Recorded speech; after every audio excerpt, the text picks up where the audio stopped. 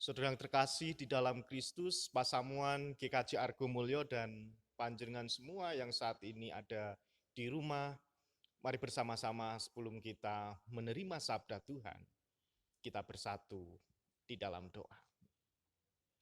Yalah Sang Sumber Kehidupan, kami bersyukur bila saat ini Tuhan terus mengasihi di dalam perjalanan kehidupan kami, terlebih ketika kami akan menerima sabda firman-Mu.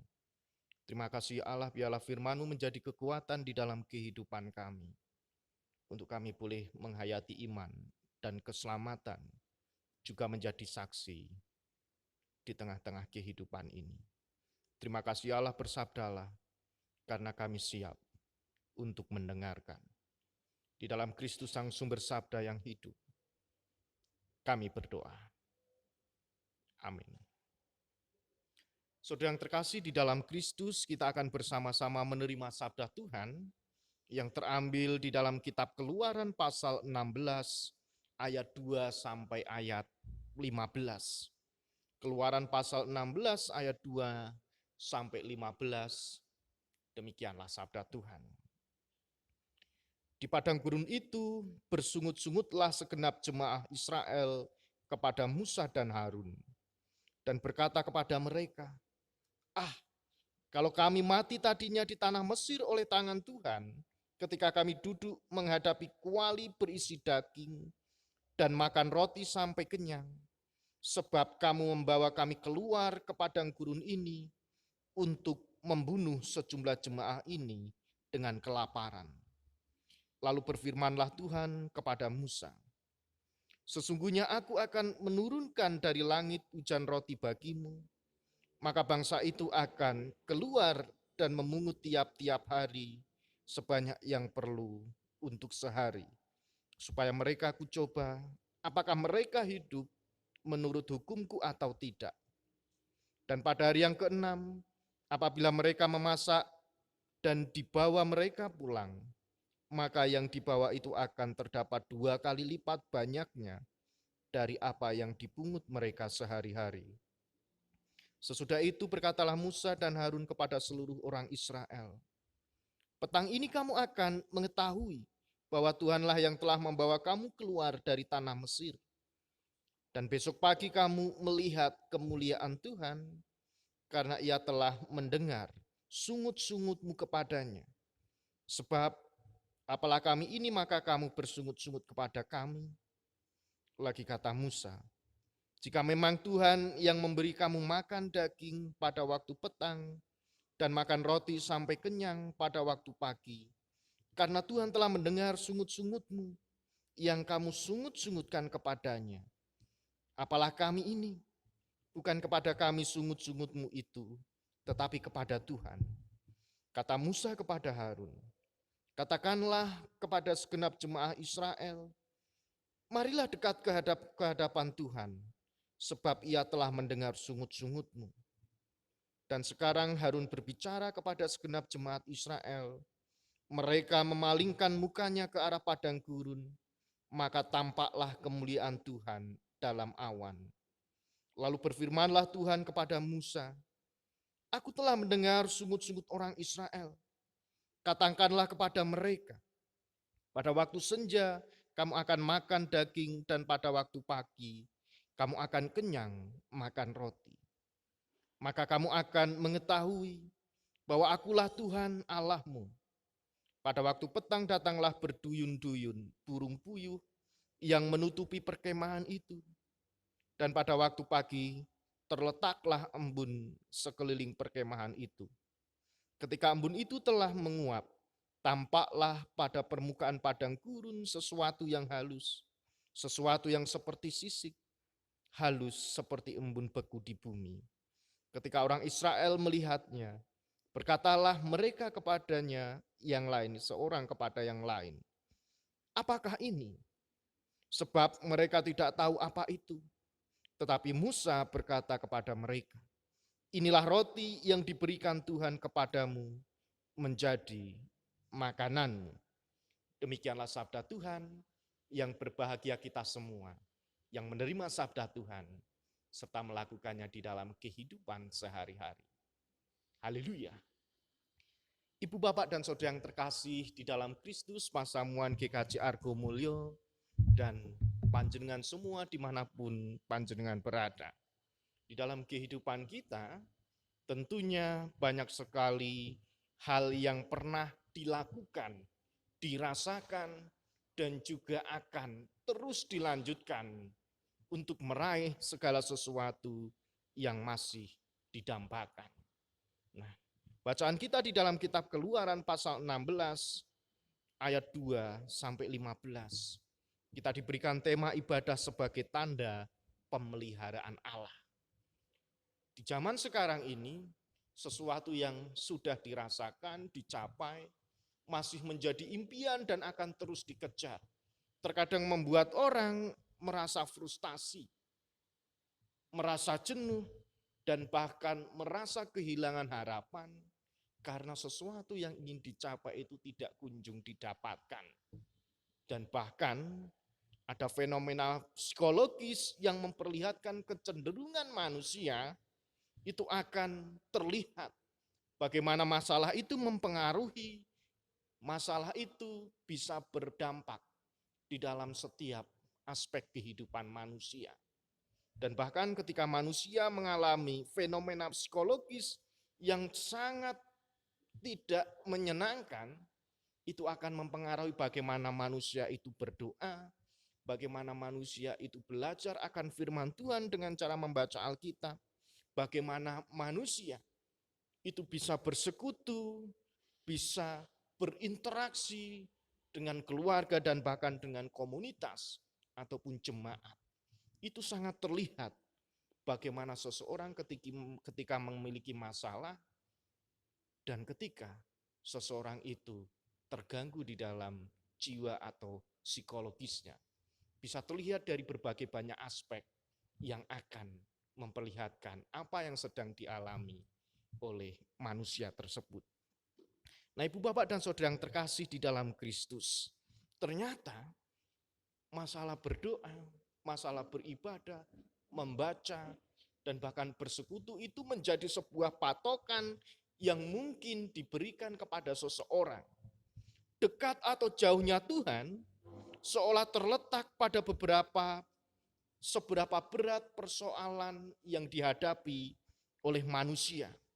Dan bahkan melalui kebiasaan-kebiasaan di mana ada ibadah-ibadah yang dilakukan di dalam kehidupan keluarga, diharapkan seseorang akan dapat mengukur bagaimana penghayatannya akan kehadiran Tuhan di dalam kehidupannya.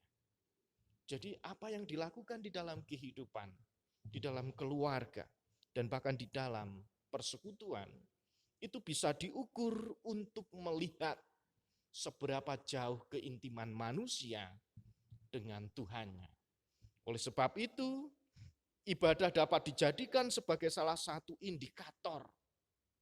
Ada yang menyamakan bahwa ibadah itu merupakan salah satu indikator atau tanda bagaimana manusia berproses dalam tingkah laku dan bahkan kesetiaan dan ketaatannya kepada Tuhan.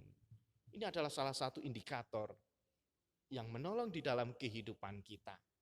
Bagaimana kita bisa lebih mengenal untuk terus berproses di dalam ketaatan dan kesetiaan kita kepada Tuhan. Saudara yang terkasih di dalam Kristus, ternyata setiap umat dapat mengukur bagaimana dirinya ini apakah sudah mampu, sudah bisa, sudah pas atau tidak secara korelasi di dalam ibadah yang dilakukan di dalam kehidupan keluarga dan juga di dalam kehidupan berkomunitas untuk meyakinkan bahwa di dalam kehidupannya itu Allah terus memelihara, menolong, dan memberkati. Oleh sebab itu, umat diajak untuk dapat meminimalkan sikap untuk menyalahkan diri sendiri atau bahkan untuk menyalahkan orang lain ketika menghadapi sebuah permasalahan. Maka setiap umat dapat mengukur dirinya sendiri bagaimana korelasi ibadah hariannya itu dengan persoalan hidup dan keyakinan akan pemeliharaan Tuhan di dalam kehidupannya setiap hari. Maka umat dapat menjadikan ini sebagai tolok ukur. Itu salah satunya. Oleh sebab itu, umat dapat memaknai bahwa ibadah yang dilakukan itu adalah sebuah respon untuk mengajak kita selalu bersyukur atas pemeliharaan Tuhan yang telah diterima sepanjang kehidupan umat manusia. Nah, Ibu, Bapak, dan Saudara yang terkasih di dalam Kristus, pengalaman iman yang dialami oleh bangsa Israel dalam bacaan kita saat ini secara turun-temurun diceritakan, terus dibagikan, terus dilestarikan. Bagaimana mereka berproses meyakini perbuatan Allah yang sangat besar, yang sangat nyata ketika bangsa Israel itu menghadapi masalah. Pengalamannya terus diceritakan, terus dibagikan agar terus diingat dan terus dikenang. Oleh sebab itu pengalaman iman yang begitu sulit dijangkau oleh pikiran manusia, oleh sebab itu ketika bangsa Israel mengalami permasalahan, maka mereka patut menceritakannya juga agar orang lain yang mengetahui, mendengarkan, juga mendapat sesuatu yang bisa menolong kehidupan untuk terus taat dan setia. Musa dan Harun membawa umat Israel keluar dari negeri Mesir. Mereka menjadi bangsa pengembara di padang gurun sebelum akhirnya memiliki wilayah Kanaan dan menjadi bangsa yang merdeka, bangsa yang bebas untuk menentukan nasib dan masa depannya sendiri. Pengalaman di padang gurun ini identik dengan pengalaman menghadapi dan menjawab setiap persoalan kehidupan yang dialami oleh bangsa Israel. Bersama dengan komunitas yang begitu besar, bersama dengan orang-orang yang saling menolong satu dengan yang lain, bagaimana mereka tetap masih yakin dan percaya kepada Allah, atau justru ketika dia keluar, dia mengembara di padang gurun, justru dia bersungut-sungut dan menyalahkan Allah. Nah, Ibu, Bapak, dan Saudara yang terkasih di dalam Kristus, melihat sosok gambaran Musa dan Harun, di situ kita bisa melihat bagaimana di dalam kehidupan mereka berdua ketika menuntun dan membawa bangsa Israel keluar dari negeri Mesir, di mana bangsa Israel pada waktu itu pernah dijajah, bahwa Musa dan Harun adalah sebagai salah satu contoh sosok yang luar biasa pada waktu itu, bagaimana di dalam kehidupannya memiliki keintiman, kedekatan dengan Allah, ketika harus berelasi, ketika harus menjadi penyambung antara Allah dan umat Israel. Bisa dilihat bagaimana Musa dan Harun itu mampu mempercayai Allah, mendekatkan apa yang seharusnya ia lakukan untuk kebaikan umat Israel. Nah, Ibu, Bapak, dan Saudara yang terkasih di dalam Kristus, kisah ini berbicara tentang keadaan yang buruk di padang gurun. Bagaimana bangsa Israel kehabisan bahan makanan ketika mereka harus berjalan begitu jauh setelah keluar dari tanah Mesir. Mereka harus mengembara di padang gurun. Mereka kehabisan makanan. Dan bahkan mereka merasa putus asa. Di dalam kehidupannya mereka mulai muncul sikap untuk bersungut-sungut dan bahkan menyalahkan Harun dan Musa. Dan juga tentunya mereka juga menyalahkan Tuhan.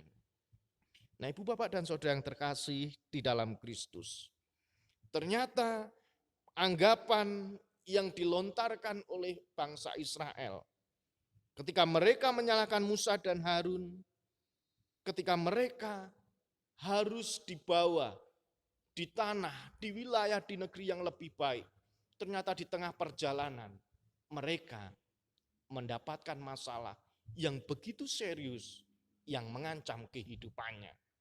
Oleh sebab itu, bangsa Israel merasa bahwa mereka masih ingin tinggal di negeri Mesir.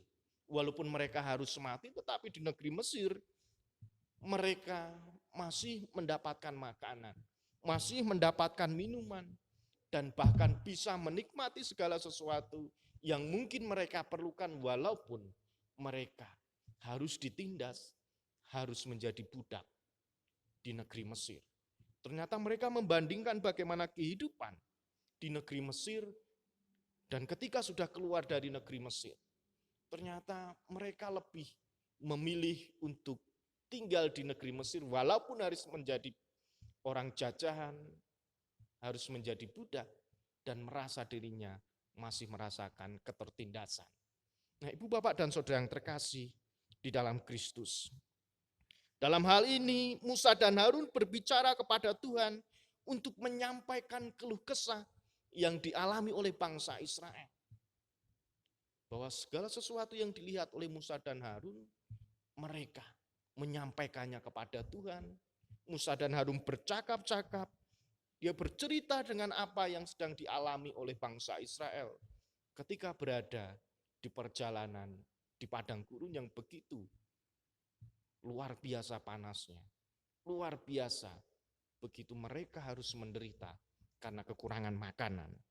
Nah, Ibu, Bapak, dan Saudara yang terkasih di dalam Kristus, janji Allah atas situasi kelaparan yang dialami oleh bangsa Israel. Ternyata Allah berfirman, senja mereka akan kenyang dengan daging, dan pagi hari dikenyangkan pula dengan roti. Ayat 6 sampai ayat 9. Ini adalah bukti yang diberikan Allah kepada bangsa Israel. Walaupun mereka harus mengalami masalah di padang gurun, tetapi Tuhan tidak akan pernah meninggalkan kehidupan umat Israel. Akan memenuhi setiap kebutuhan jasmani, akan memenuhi setiap kebutuhan yang diperlukan oleh bangsa Israel ketika mereka harus berjalan dari tempat yang satu ke tempat yang lain untuk mendapatkan kehidupan yang lebih baik lagi. Nah, saudara yang terkasih di dalam Kristus, dari cerita atau narasi yang kita terima pada saat ini, memberikan 3 poin butir penekanan terkait dengan bagaimana umat Israel harus bersikap, bagaimana umat Israel harus merespon, bagaimana umat Israel harus memutuskan sesuatu ketika mereka berada di padang gurun, kekurangan bahan makanan, dan merasa di dalam hidupnya terancam, dan bahkan menyalahkan Musa dan Harun, dan juga menyalahkan Tuhan. Yang pertama, masalah hidup yang dialami oleh bangsa Israel, ternyata soal kebutuhan makanan, soal kebutuhan sehari-hari, baik itu makanan, tempat tinggal yang baik, ternyata Allah tetap memperhatikan umatnya. Walaupun pada waktu itu umat Israel harus berjalan dari tempat yang satu ke tempat yang lain, dengan situasi yang mungkin akan mengancam hidupnya. Tetapi untuk kebutuhan kehidupan secara jasmani, Allah tetap menolong dan memperhatikan bangsa Israel. Hal itu disampaikan oleh Musa dan Harun agar umat Israel tetap tenang, tetap percaya kepada Tuhan, bahwa situasi yang sulit yang sedang dihadapi, Allah juga ikut campur tangan untuk menolong dan memberikan solusi kepada bangsa Israel pada waktu itu. Yang kedua, bagaimana umat Israel diajarkan untuk bagaimana cara mengatasi masalah hidup yang dialami dengan 2 pendekatan. Yang pertama, pendekatan secara pribadi, dan yang kedua, pendekatan secara komunal. Ketika masalah itu datang, bangsa Israel diajak, ditolong, dan diingatkan kembali bagaimana memecahkan permasalahan yang pada waktu itu sedang dialami secara pribadi. Sama seperti yang dialami oleh Musa dan Harun, mereka memohon pertolongan kepada Tuhan, bercerita kepada Tuhan, dan bahkan meluapkan segala keluh kesah itu kepada Tuhan dengan didasari bahwa Tuhan tetap menolong dan juga memberikan solusi dan jalan keluar. Hal itulah yang dipertontonkan oleh Musa dan Harun. Bagaimana umat Israel juga diajak, ayo ketika memiliki masalah, ada cara yang harus kita lakukan. Secara pribadi, kita memohon pertolongan kepada Tuhan. Dan yang kedua adalah secara komunal, bersama-sama. Harun membantu Musa untuk menyampaikan kabar sukacita yang diberikan Allah kepada bangsa Israel, bahwa di senja dia akan diberikan makanan. Di pagi hari dia juga akan diberikan makanan. Diberikan daging dan juga roti. Itulah kerjasama yang kompak, kerjasama secara bersama untuk menghadirkan sesuatu yang lebih baik untuk orang lain. Secara pribadi kita bisa bergumul dengan Tuhan, tetapi secara komunitas atau komunal itu juga bisa diterapkan untuk kita bisa memecahkan sebuah masalah yang sedang dihadapi. Oleh sebab itu secara komunal melalui Musa dan Harun dilakukan dialog dengan seluruh umat, bahwa Allah akan diam dan tinggal di dalam kehidupan umat ketika umat itu meminta pertolongan kepada Tuhan, dan pertolongan tepat pada waktunya dan sesuai dengan kebutuhan umatnya pasti akan diberikan Tuhan di dalam kehidupan. Nah, itu yang kedua. Yang ketiga, melalui narasi, melalui firman Tuhan yang kita terima, bahwa masalah hidup yang terjadi di dalam kehidupan kita, ternyata Allah itu menguji hati umatnya.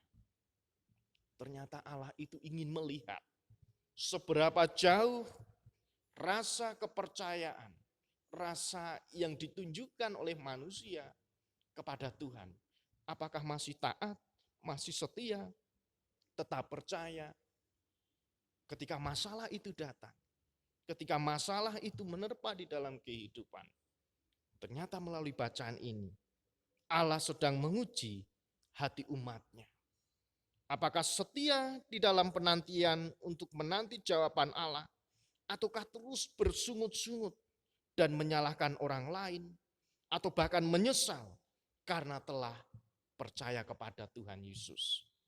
Jadi melalui setiap persoalan yang dihadapi, ternyata kesetiaan manusia, kesetiaan seorang hamba itu pun terus diproses di dalam setiap pergumulan kehidupan. Nah, Ibu, Bapak, dan Saudara yang terkasih di dalam Kristus, bagaimana kita menolong hidup kita ketika kita mengalami masalah? Ada beberapa butir, ada beberapa poin tadi yang akan menghantar. Apakah kita tetap menunjukkan rasa optimisme, percaya, setia, dan terus memohon pertolongan kepada Tuhan? Ibu, Bapak, dan Saudara yang terkasih di dalam Kristus, ada sebuah lagu dari pelengkap Kidung Jemaat 264 yang liriknya seperti ini. Apalah arti ibadahmu kepada Tuhan bila tiada rela sujud dan sungkur. Apalah arti ibadahmu kepada Tuhan bila tiada hati tulus dan syukur. Nah, melalui syair lagu ini, ternyata penulis, yaitu Mercy Tambu Bolon, ingin merefleksikan, ingin menolong setiap orang, bahwa di dalam kehidupan, hikmat, hakikat di dalam ibadah yang selama ini dilakukan oleh umat, itu bukan hanya sekedar ritual saja. Ritual ketika kita ibadah di minggu. Ataukah juga kita bisa menghayati di dalam sikap dan juga perbuatan kita. Ibadah yang kita lakukan, apakah itu hanya sebagai ritual? Hanya sebagai rutinitas, sebagai kebiasaan yang harus dilakukan? Atau juga dibarengi dengan tingkah laku dan juga perbuatan yang harus kita lakukan. Ternyata lirik lagu itu menolong. Apalah arti ibadahmu kepada Tuhan bila tiada rela sujud dan sungkur? Apalah arti ibadahmu kepada Tuhan bila tiada hati tulus dan juga syukur? Dengan kata lain, ibadah adalah hakikat, bukan sakral. Dan bukan profan atau aktivitas dari hari Senin sampai Sabtu. Hidup sehari-hari adalah laku ibadah kita. Kehidupan sehari-hari yang kita lakukan itulah mencerminkan ibadah kita. Bagaimana ketika kita hidup di dalam keseharian, kemudian mengalami persoalan atau terus-menerus kita cenderung untuk menyalahkan Tuhan, bagaimana sikap kita? Apakah ibadah kita ini menjadi terganggu? Atau sebaliknya justru ibadah kita semakin kuat, semakin tekun, dan memiliki semangat untuk terus bersekutu. Saudara yang terkasih di dalam Kristus, Allah akan tetap melakukan pemeliharaan atas umatnya sekalipun umatnya itu seringkali bersungut-sungut, merasa putus asa, merasa bahwa dirinya ini ditinggalkan Tuhan. Sering menyalahkan sesama dan bahkan menyalahkan Tuhan. Tetapi Allah tetap memelihara atas kehidupan umatnya. Mari bersama-sama kita diajak untuk mengevaluasi apa yang sudah kita lakukan, apa yang akan kita lakukan, dan apa yang akan kita rencanakan. Kita akan melihat kemurahan dan karya Allah, bahwa Allah tidak akan pernah meninggalkan. Dan yang terakhir, yang menjadi indikator di dalam kehidupan kita, seseorang dikatakan menjadi pribadi yang mampu menghayati pemeliharaan Allah, yaitu di dalam hidupnya ketika menjalani ibadah seharian, bersikap positif, berarti ketika ada masalah tidak menyalahkan orang lain. Bahwa di dalam dirinya ketika ada sesuatu yang membuat dirinya merasa malang, merasa celaka, dan bahkan merasa tidak memiliki harapan, justru Tuhan menunjukkan karyanya. Tuhan menolong melalui setiap apa yang kita lakukan. Dengan demikian, jika orientasi, motivasi, dan bahkan segala sesuatu yang kita lakukan itu untuk Kristus, tidak bersungut-sungut, tidak menyalahkan, masih memiliki pengharapan, maka itulah mewujud nyatakan setiap ibadah yang kita lakukan. Selamat menghayati kehidupan yang Tuhan berikan. Selamat menikmati ibadah yang akan menolong di dalam kehidupan kita. Bahwa ibadah Tuhan juga ikut campur memelihara kehidupan kita. Dan kita akan dimampukan untuk melewati segala permasalahan yang kita hadapi. Roh Kudus menolong dan memberkati. Amin.